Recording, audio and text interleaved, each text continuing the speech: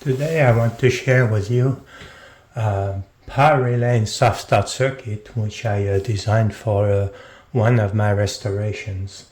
Here is the device in question. It's a receiver, Yamaha CR-620. You will notice there's a power switch here.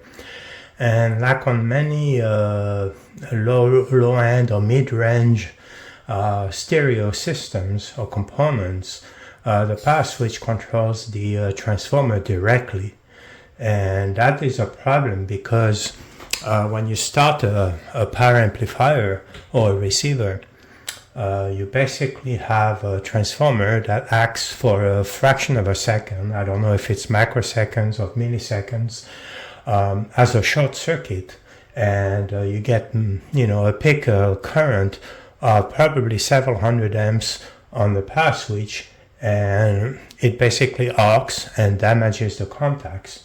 So the problem with the power switch is that on equipment that is 35, 40, 45 years old, they're impossible to find, and they're impossible to find in good condition. So if your power switch is dead, you don't have any other solution than bypassing it.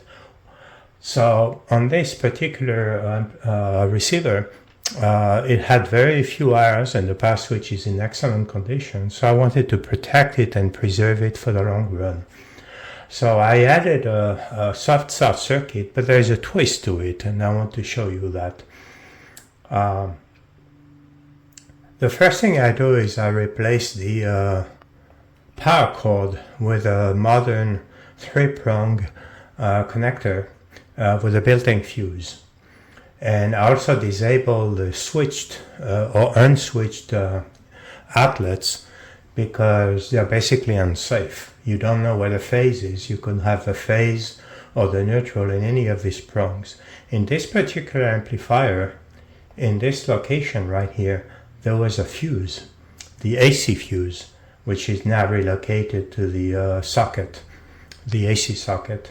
I don't know about you, but I hate to put my hands in a receiver under power when I'm testing it, realizing that everything is low voltage DC except that there's a fuse that may have the neutral or may have the phase. And I don't want to get a big shock if I inadvertently touch it. So now that I did this upgrade, the relays are right here, and they're protected with a plastic cover, and I cannot touch the phase circuit anymore. And I use this area of the PC board to add the components I needed to use for this soft start circuit. So what is unique about this soft start circuit is that there are two relays, not one. One has a red LED, that's an AC 120 volt AC relay, and this is a 24 volt DC coil relay with a green LED. And under this cover here, there are some holes for ventilation because there's a 50 watt resistor below, which will never burn 50 watts anyway. But I'd rather be safe than sorry. Resistors are cheap. Labor is not, but my labor is free. So here's the circuit. Here is the new connector with a fuse, and the phase, the blue wire basically goes to the switch, the original switch, which has the original snubber RC circuit, which I left in place. And then from the switch, we go to the first relay, which is a red LED relay. And you can see that now the power switch controls the coil of the relay. It doesn't control the main current going to the transformer. So if the switch dies, if the relay dies, you basically replace the relay. They're cheap and they're readily available and standard. When you flip the switch on, the relay turns on, and the phase connection goes to the transformer. You can see here that the neutral doesn't go directly to the transformer. Why? Well, it's simple. It's because You see these components are added here for protecting the contacts of the relay, and this 510 ohm resistor are basically located on the PC board. And I didn't want to have any any phase connection on the PC board. I'd rather have the neutral. You can also put this circuit in series with this one and switch the phase if you decide to do that. If you want to do that, that's perfectly okay. In my case, I prefer to switch the neutral because of all the components on the PC board, which in case if I touch the neutral being at the ground level, I don't really care. So once this power switch is flipped on, immediately the red relay turns on and applies the phase to the transformer.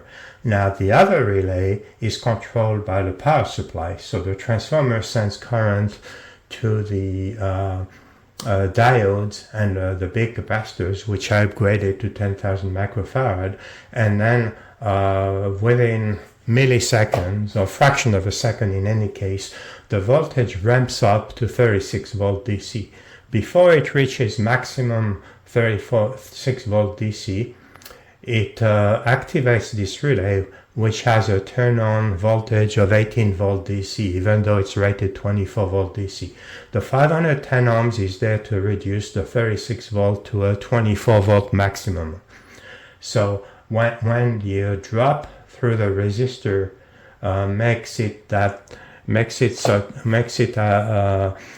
18 volt on the soft start relay, the soft start relay turns on and shorts the 10 ohm resistor, bypasses basically the series resistor of 50 ohms. I forgot to mention that when this relay is not turned on, the neutral goes through a 10 ohm 50 watt resistor.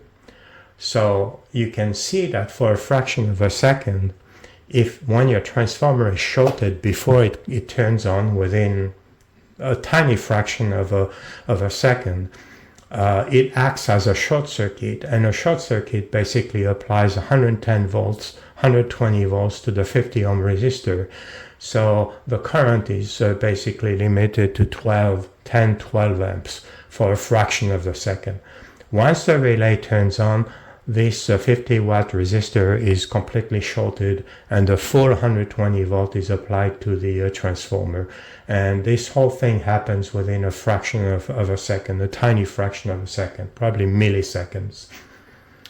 So this is the way it works, and I hope this was useful to you and that you can apply this to other amplifiers to protect the switch and limit the surge current and provide a soft start rather than hundreds of amp of peak surge current.